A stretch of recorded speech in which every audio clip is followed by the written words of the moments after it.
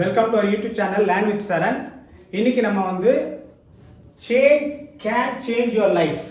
நம்ம ஒரு காம்படிட்டிவ் எக்ஸாமில் நம்மளுக்கு தேவையான அச்சீவ்மெண்ட்டை கிடைக்கணும்னா நம்ம சேஞ்ச் ஆகணும். மாற்றம் ஒன்றே மாற்றத்தை தரும்.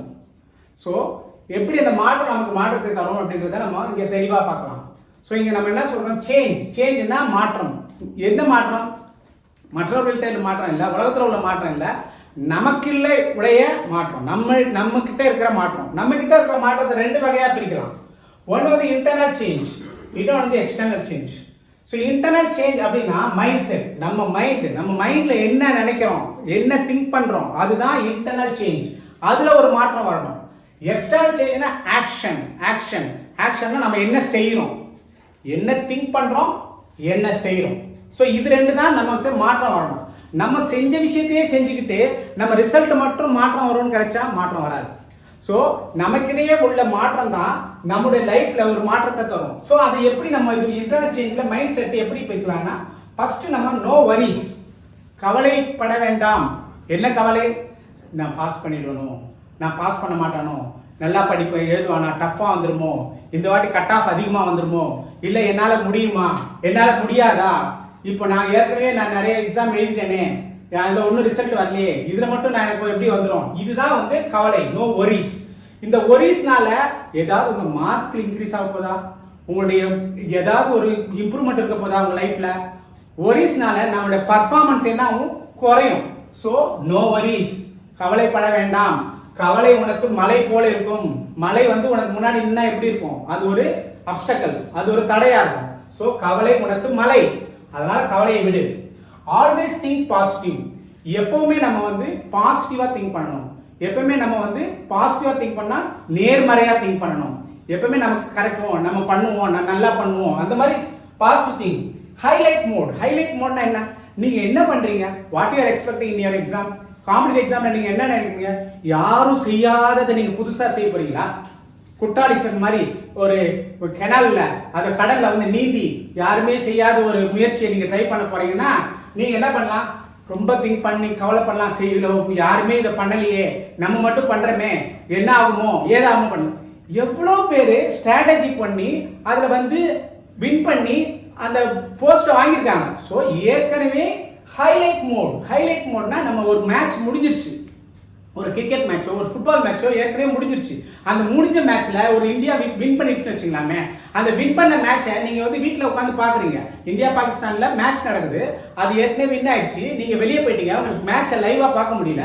அப்போ நீங்க என்ன பண்றீங்க, வீட்டில் வந்து ஹாயா பாக்குறீங்க. ஆனா உங்களுக்கு என்ன தெரியும், ஏற்கனவே என்ன தெரியும், இந்தியா வின் பண்ணிடுச்சு, மைண்ட்ல எல்லாமே பட்டாசு வெடிச்சு கொண்டாடிட்டாங்க. நீங்க வந்து ஹைலைட் பாக்குறீங்க, லைவ் மேட்ச் பார்க்கல, ஹைலைட் பாக்குறீங்க போது எப்படி நீங்க பார்ப்பீங்க, கவலையோட பேட்டிங் பண்றாங்க. அப்போ ஒரு மூணு ஓவர்ல 6 விக்கெட் போயிடுச்சுன்னு வச்சுக்கலாம், நீங்க பயப்படுவீங்களா? ஐயோ இந்தியா தோத்துருமா? ஏன் நீங்க பயப்பட மாட்டீங்க சொல்லுங்க? உங்களுக்கு you know that already India is won the match. நீங்க ஜாலியா ஹாயா எத்தனை விக்கெட் போனாலும் நீங்க எப்படி இருப்பீங்க, ஹாயா பார்ப்பீங்க. இதே லைவ் பார்க்கும்போது எப்படி இருக்கும், ஐயோ வின் பண்ணுமா, இத்தனை விக்கெட் போயிடுச்சு, அடுத்து பர்ஃபார்ம் பண்ணுவானா. அந்த மாதிரி தான் நம்மளுக்கு வந்து எக்ஸாம் வந்து ஹைலைட் மோட். ஏன் ஹைலைட் மோட்னா, ஏற்கனவே இந்த எக்ஸாம் எழுதி நிறைய பேர் வின் பண்ணிருக்காங்க. ஸோ அதே வழியில நம்ம போனோம்னா நம்மளுக்கும் வெற்றி நிச்சயம். ஸோ அதனால ஆல்வேஸ் திங்க் பாசிட்டிவ். ஸோ அப்புறம் திங்க் எண்ட் இன் மைண்ட். இப்போ நிறைய பேர் என்ன பண்றாங்கன்னா, they don't want delayed gratification, they want always instant gratification. எனக்கு உடனே ஏதாவது நான் பண்ணனா அது பலன் எப்படி இருக்கணும், உடனே கிடைக்கணும். எனக்கு பண்ணனா பலன் கிடைக்கணும், உடனே கிடைக்கணும். இதுக்கு ஒரு சைக்காலஜி ஒரு எக்ஸாம்பிள் நான் சொல்றேன். கலிபோர்னியா யூனிவர்சிட்டியில சின்ன குழந்தைங்கள்லாம் வச்சு ஒரு ரிசர்ச் பண்ணாங்க. என்ன ரிசர்ச் பண்ணாங்கன்னா, அந்த குழந்தைங்க ஒரு 10 குழந்தைங்களை வச்சு என்ன பண்ணாங்கன்னா, அது என்ன பிடிக்குமோ, ரொம்ப அந்தந்த குழந்தைங்களுக்கு என்னென்ன பிடிக்குமோ அந்த கேண்டி எடுத்து வந்து அதுக்கு முன்னாடி வச்சுட்டாங்க. ஒரு கேண்டினா சாக்லேட், அந்த மாதிரி ஒரு பேவரிஸ், அதெல்லாம் அவங்களுக்கு முன்னாடி வச்சுட்டாங்க. அது ரொம்ப பிடிச்சதுங்க. அப்போ என்ன சொல்றாங்க அவங்க, ஆனா அந்த குழந்தைங்க என்ன சின்ன ஒரே ஒரு பீஸ் தான் வச்சுட்டு அவங்க அந்த குழந்தைகிட்ட என்ன சொல்றாங்க, நீங்க வந்து இன்னும் ½ an hour இந்த ஒரு சாக்லேட்டை நீங்க சாப்பிடாம வெயிட் பண்ணினீங்கன்னா உங்களுக்கு ½ an hour கழிச்சு நீங்க எத்தனை சாக்லேட் கேட்குறீங்களோ, 5 10 எத்தனை உங்களுக்கு சாப்பிடணும்னு தோணுதோ அத்தனை கொடுப்போம். ஆனா இன்னொன்னு, அந்த ½ an hourக்குள்ள இந்த ஒரு சாக்லேட்டை நீங்க சாப்பிட்டுட்டீங்கன்னா அந்த ஒரு சாக்லேட்டோட அவ்வளவுதான், உங்களுக்கு ½ an hour half an hour கழிச்சு எக்ஸ்ட்ரா சாக்லேட் எதுவும் கொடுக்க மாட்டோம் அப்படின்னு சொல்லிட்டாங்க.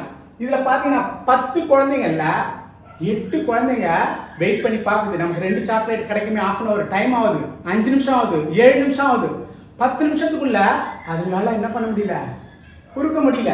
ஐயோ முன்னாடி இருக்கு சாக்லேட் வந்து in front of them. So என்ன பண்ணாங்க, எடுத்து யோசித்து ஒன்று திரும்பி பார்க்குது, சாப்பிட்றலாம், அது அப்புறமா அது ஹாஃப் அன் ஹவர் ஆகுமே, இன்னொரு 20 மினிட்ஸை பார்த்துக்கிட்டே இருக்க முடியாது, சாப்பிட்ருவோம் அப்படின்னு எடுத்து சாப்பிட்டுடுச்சுங்க. சாப்பிட்டுட்ட உடனே அந்த ரிசர்ச் என்ன பண்ணாங்க, அந்த 8 குழந்தைங்களை தனியாக அவங்கள இது பண்ணிட்டு அந்த 2 குழந்தைங்க இல்லையா வெயிட் பண்ணி ஹாஃப் அன் ஹவர் வெயிட் பண்ணிச்சுங்க. அது வெயிட் பண்ணோன்னா அந்த 2 குழந்தைங்களுக்கு அடிஷ்னல் சாக்லேட் கொடுத்தாங்க. அது வந்து ஜாலியாக அடிஷ்னல் சாக்லேட்டை வச்சு என்ஜாய் பண்ணி சாப்பிட்டுச்சுங்க. அதை வந்து அவங்க அந்த குழந்தைகளை ஃபுல்லாக அவங்க லைஃப் வரணும் ஃபுல்லாக அதை ஃபாலோ பண்ண ஆரம்பித்தாங்க. அவங்க எப்படி படிக்கிறாங்க, எப்படி இப்போ வேலை போகிறாங்க, என்னென்ன அச்சீவ்மெண்ட் பண்ணுறாங்க அப்படின்னு பார்த்தா அந்த 2 குழந்தைகள் இல்லையா வெயிட் பண்ணி தே அச்சீவ் த சாக்லேட்னா அவங்க லைஃப்பில் பார்த்தா வெரி சக்ஸஸ்ஃபுல் பீப்புளாக இருக்காங்க. They achieve whatever they want in their life. நல்ல ஹை பொசிஷனில் ப்ரொஃபைல் ஹையாக இருக்காங்க. ஆனால் இந்த 8 பசங்க எப்போவுமே இன்ஸ்டன்ட் கிராட்டிஃபிகேஷன் உடனே நம்மளுக்கு கிடைக்கணும் அப்படின்னு நினச்சிதுங்க இல்லையா, அவங்க பார்த்தீங்கன்னா லைஃப்பில் ஆவரேஜாக தான் இருக்காங்க. ஸோ பீப்புள் ஆல்வேஸ் எனக்கு உடனே கிடைக்கணும். அதனால தான் நம்ம என்ன பண்ணுறோம், ஏதாவது நம்ம மொபைலில் என்ன பண்ணுறோம், ரீல்ஸ் பார்க்குறோம், இது பார்க்குறோம், இன்ஸ்டாகிராம் பார்க்குறோம், ஏன் உடனே அதுக்கு ப்ளஷர் வருது, உடனே அதை பார்த்தோன்னு நமக்கு என்ன கிடைக்குது, இன்பம் கிடைக்குது, we get a pleasure. So instant gratification இல்லாமல் திங்க் எண்ட் இன் மைண்ட். நான் கொஞ்சம் வெயிட் பண்ணா, நான் இதை வந்து இதில் கவனம் செலுத்தாமல் நான் இதை கொஞ்சம் கஷ்டப்பட்டு படித்தா கடைசியில் எனக்கு எண்டில் என்ன கிடைக்கும், எனக்கு எண்டில் வேலை கிடைக்கும், எனக்கு லைஃப் செட்டில் ஆகும். So always think end in mind. அதை வச்சு போகிறவங்க தான் நம்மளுக்கு வந்து லைஃப்பில் சக்ஸஸ்ஃபுல் ஆகும். இது எல்லாமே பார்த்தீங்கன்னா திங்க் பண்ணுறதை பொறுத்து பாருங்க. திங்க், நோ வரிஸ், கவலைப்படுறது என்னது, செயல் கிடையாது, கவலைப்படுறது திங்க் பண்ணுறது. அப்புறம் இது என்னது, கடைசியில் கிடைக்க போட ரிவார்டை பற்றி திங்க் பண்ணுறது. எக்ஸ்டர்னல் சேஞ்ச் ஆக்ஷன், நீ என்ன பண்ற செயல் என்ன பண்ணணும், plan your work and work your plan அப்படின்னு சொல்லுவாங்க. அதாவது என்ன பண்ண போறன்றத திட்டமிடு ஒரு டைரியில போட்டு, அந்த திட்டமிட்டதை செயல்படுத்து, நிறைவேற்று, அதுதான் plan your work, work your plan அப்படின்னு சொல்லுவாங்க. அப்போ நம்ம எந்த வித திட்டமும் இல்லாம நம்ம பாட்டுக்கு ஏதோ டைம் கிடைச்சப்ப படிக்கிறது, அதுக்கப்புறம் புக்கை மூடிடுறது அப்படி இருந்தோம்னா அது வந்து எந்த வித ரிசல்ட்டையும் நமக்கு தரப்போறது இல்லை. So that is the main point. Second, keep first thing first. First thing ஃபர்ஸ்ட்னா என்ன அர்த்தம்னா, நம்ம காலையில் எந்திக்கிறோம், நம்மளுடைய காலை கடன்கள்லாம் முடிக்கிறோம், அதுக்கப்புறம் என்ன பண்ணணுமோ அதை தான் பண்ணணும். எதற்கு முதலிடம் கொடுக்கணுமோ அதுக்கு தான் முதலிடம் கொடுக்கணும்.